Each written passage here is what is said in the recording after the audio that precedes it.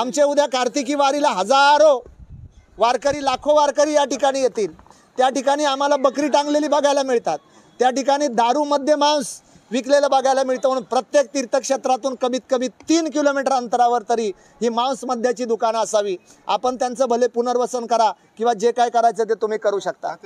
तसंच आळंदी पंढरपूर पालखी मार्ग याला मार्गाचं रूपांतर प्रकल्पात करावं। आमचा ज्ञानेश्वर माऊली गोशाळेचा प्रश्न आहे। मी गेली अनेक दिवस, याचं 3रं उपोषण आहे माझं, शासनाने आश्वासन देऊन सुद्धा पूर्ण झालं नाही। असो, मी तुम्हाला वेळ दिलेली आहे। शिंदे साहेब हा विषय सोडवतील, फडणवीस साहेब हा विषय सोडवतील, हा माझा विश्वास आहे। मी त्या गोष्टीवर सरकारची अडवणूक करत नाही, परंतु तो विषय मार्गी लावणं हे अत्यंत गरजेचं आहे। आज असंख्य गायी, जोपर्यंत गायीच्या दुधाच्या नद्या वाहत होत्या तोपर्यंत या देशात शेतकऱ्याच्या शेतीत सोन्याचा धूर निघत होता, आणि आज जेव्हापासून गायीच्या रक्ताच्या नद्या व्हायला लागल्या तेव्हापासून या देशामध्ये शेतकऱ्याच्या शेतीत त्याच्या सरणाचा धूर निघायला लागला। आणि म्हणून गोहत्या बंद महाराष्ट्र झाला पाहिजे। आणि दुसरी महत्त्वाची गोष्ट आहे, आज देशातल्या मीडियाने हे लक्षात घ्यावं, दुसरी महत्त्वाची गोष्ट आहे की आज शेतकऱ्याच्या मालाला हमीभाव मिळत नाही, आज शेतकऱ्याला गरीब केला जातो।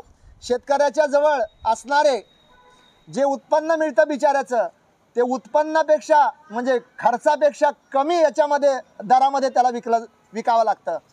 एक कोथिंबीरची जुडी त्या शेतकऱ्याकडनं 5 रुपयाला खरेदी होते आणि बाजारात ती 40 रुपयाला विकली जाते। आणि म्हणून याच्यावर कठोर कायदा व्हावा। ज्या दिवशी या शेतकऱ्याला 24 तास लाईट मिळेल आणि ज्या दिवशी या शेतकऱ्याने पिकवलेल्या शेतीला हमीभाव मिळेल ना, त्या दिवशी तो शेतकरी सधन होईल, त्या दिवशी तो शेतकरी बेकार राहणार नाही, त्या दिवशी त्या शेतकऱ्याचं पोरगं तुमच्याकडे नोकरी मागायला, आरक्षण मागायला येणार नाही, लक्षात ठेवा। पण आज इतकी वाईट परिस्थिती आहे, आज शेतकरी आत्महत्या कायमस्वरूपी जर बंद करायच्या असतील तर त्या शेतकऱ्याच्या शेतीला 24 तास लाईट आणि पिकविल त्या मालाला हमीभाव माझ्या शेतकऱ्याच्या जर मिळाला ना, तर शेतकरी आत्महत्या करणार नाही। माझ्या आंदोलनाकडे संपूर्ण महाराष्ट्राचं लक्ष आहे। संपूर्ण महाराष्ट्रातल्या युवकांना मी आवाहन करतो, देशातल्या युवकांना आवाहन करतो की समान नागरी कायदा जर तुम्हाला हवा असेल तर तुम्ही या आंदोलनाला जोडले जा। हिंदू म्हणून जगायचं असेल तर या आंदोलनाला जोडले जा, कारण आज भारताची अवस्था पारस म्हणजे पारस राष्ट्र पूर्वी होता, आज ज्याचं नाव इराण आहे। त्या इराणमध्ये पूर्वी पारशी लोक राहत होते। जेव्हा इतर लोकांची संख्या वाढल्यानंतर त्यांनी त्या काही पारस लोकांना म्हणजे पारशी लोकांना मारलं, काहींना कापलं, काहींना धर्मांतरित केलं आणि काहींना हाकलून लावलं। तीच परिस्थिती आज माझ्या भारत देशावर येणार आहे, लक्षात ठेवा। आणि म्हणून समान नागरी कायदा 2019च्या निवडणुकीच्या आत केंद्र सरकारने जाहीर करावा, याकरता हे आंदोलन आहे। मी जिवंत आहे तोपर्यंत या ठिकाणी लढतोय। मी उद्या बोलेन की नाही हे माहीत नाही, कारण माझं या वर्षातलं 3रं उपोषण आहे आणि म्हणून माझी तब्येत वेळोवेळी बिघडते। पण आज हे केलेलं रेकॉर्ड हे तुमच्यापर्यंत पोचवतोय, हा आवाज तुमच्यापर्यंत पोचवतोय आणि पुढं आमच्या या सगळ्या आंदोलनाचं नेतृत्व करणारे आणि आंदोलन पुढे नेणारे आदरणीय आमचे प्रकाश तात्या बालवडकर यांनी हे आंदोलन पुढे हे केलंय आणि मी सगळे अधिकार प्रकाश तात्यांना दिलेले आहेत आणि तात्यांनी हे आंदोलन पुढे चालवण्यासंदर्भात निरपेक्ष भावनेने, निस्वार्थ भावनेने आमचं हे आहे। जर कुणाला वाटत असेल कोकरे महाराज कुठल्या तरी पक्षाची वकिली करतो, जर कुणाला वाटत असेल कोकरे महाराज हा कुठल्या तरी गोष्टीला विरोध करतो, त्यांनी माझी यमाच्या अध्यक्षतेखाली चौकशी लावावी। मी कुठल्या पक्षाच्या जर सभासद असेल किंवा मला कुठल्या पक्षाच्या नेत्याचा फोन आला असेल किंवा मला कोणी बसवला असेल, वाटेल ती माझा कॉल रेकॉर्ड करत जा, माझे फोनमधले नंबर चेक करत जा, पण विनाकारण माझ्या आंदोलनाला डाग लावण्याचं काम करू नका, एवढी विनंती करतो आणि या ठिकाणी थांबतो। मी आज हात जोडून, मी त्यांच्यावर टीका करण्या इतका मोठा नाही, मी त्यांच्यावर, कारण मी जेव्हा जन्म झाला नव्हता तेव्हा पवारसाहेब राजकारणात होते, 4 वेळ मुख्यमंत्रीपद पवारसाहेबांनी भोगलेलं आहे। म्हणून पवारसाहेबांचं इतर सर्व लोक ऐकतात, पवारसाहेबांना इतर सर्व लोक एक जाणता राजा म्हणून मानतात, तर पवारसाहेब हात जोडतो, पाया पडतो तुम्हाला, एक वारकरी म्हणून या चॅनल समोर नतमस्तक होऊन तुम्हाला सांगतो, मी तुमच्यावर टीका करण्या इतका मोठा नाही, पण आता तरी महाराष्ट्रात शांतता नांदू द्या, आता महाराष्ट्राला सुखी जगू द्या आणि आपल्या आयुष्यातला शेवटचा काळ तरी या महाराष्ट्राचं भलं करण्यासाठी जाती जातींमधली तेढ बंद व्हावी, पेटवापेटवी थांबावी आणि सगळे समाज एक संघ व्हावेत आणि एक देशाला एक संविधान, एक कायदा, याच्यासाठी समान नागरी कायदा आणण्यासाठी आपण स्वतःही प्रयत्न करावे। मी याच्या आपल्यावर कुठल्याही प्रकारे टीका केलेली नाही, याचा कुणी गैरअर्थ काढू नये, पण मी आपणाला एकच विनंती करतो की आज सर्व समाज आपल्याकडं एक विचारवान नेता म्हणून पाहतोय। आणि महाराष्ट्रात हे जे आज सगळं चाललेलं आहे याच्यावरती आर्थिक निकषावरती आरक्षण लावून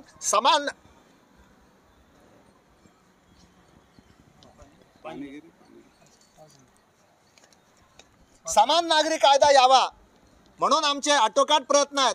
भाजप शासनाने 2019च्या निवडणुकीमध्ये जाहीरनाम्यात लिहिलं होतं की आम्ही 24 पर्यंत समान नागरी कायदा आणू आणि आदरणीय नरेंद्र मोदी आणतील याच्यावरही आमचा पूर्ण विश्वास आहे। कारण महाराष्ट्रात एकनाथ शिंदे साहेब मुख्यमंत्री आहेत आणि आनंद दिघे साहेबांच्या मुशीत तयार झालेले आहेत। आनंद दिघे साहेबांच्यावर समस्त हिंदूंचा एक प्रचंड विश्वास आहे आणि तोच विश्वास अरे बाबा गप ना आणि तोच विश्वास आज महाराष्ट्राचे आदरणीय मुख्यमंत्री एकनाथ शिंदे साहेब यांच्यावरही आहे। आणि म्हणून मी आज एक वारकरी म्हणून शिंदे साहेबांना सुद्धा हात जोडून पाया पडून नतमस्तक होऊन विनंती करतो की साहेब कुठल्याही गोष्टीला बळी न पडता, साहेब कुठल्याही गोष्टीला न घाबरता या देशामध्ये समान नागरी कायदा यावा म्हणून आपण शिफारस करा। आणि आरक्षण जर सर्व समाजांना न्याय देता येत नसेल, सर्व समाजांचा विषय जर आपल्याला मार्गी लावता येत नसेल, तो आपल्या अखत्यारीत नसेल, तर आपण स्पष्ट करून या देशामध्ये आर्थिक निकषावर आरक्षण लागू व्हावं म्हणून आपण प्रयत्न करावे। म्हणून आपण आर्थिक निकषावर आरक्षण येण्याकरता केंद्र शासनाला शिफारस करावी एवढी माझी हात जोडून एक वारकरी म्हणून, तुकोबारायांचा वारकरी म्हणून विनंती आहे। माझ्या बोलण्याचा कुणीही अपरिहास करू नका।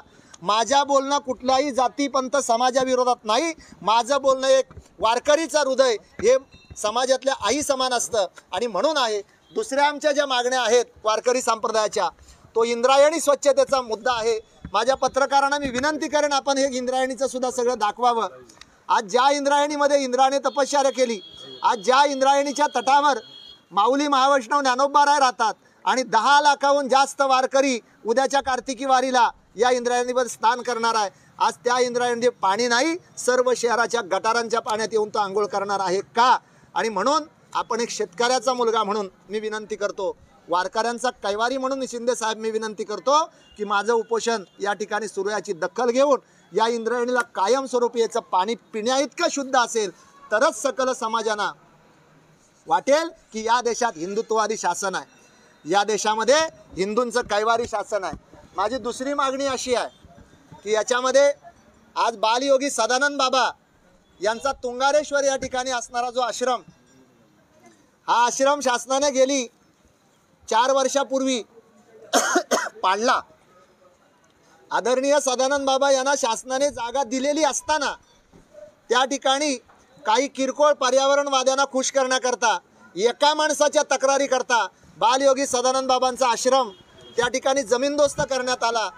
या महाराष्ट्रामध्ये आज शिंदे साहेबांचं सरकार आहे। फडणवीस साहेब, तुम्हाला विनंती आहे माझी, आपण जर हिंदुत्ववादी सरकार आणि हिंदूंचं कैवारी साधू संतांचं रक्षण करणारे सरकार म्हणवत असाल, म्हणवता अजूनही संतांचा सर्व विश्वास तुमच्याबरोबर आहे, साधू संत तुमच्याबरोबर आहे, तर बालयोगी सदानंद बाबा यांनी उभं आयुष्यभर जंगलातली जडीबुटी झाडपाला खाऊन त्या ठिकाणी तपश्चर्या करून महात्म्यांनी स्वतः लंगोटी लावून फिरून त्या ठिकाणी तो आश्रम निर्माण केला होता।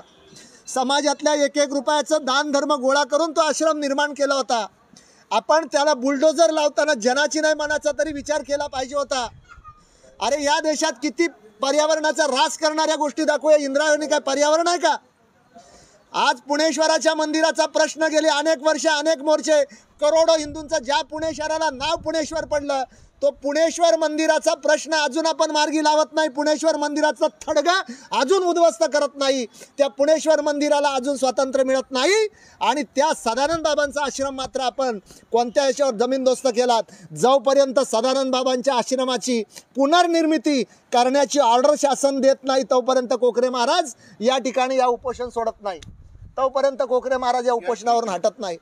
गोशाळांचा तसाच प्रश्न आहे, इंद्रायणी स्वच्छतेचा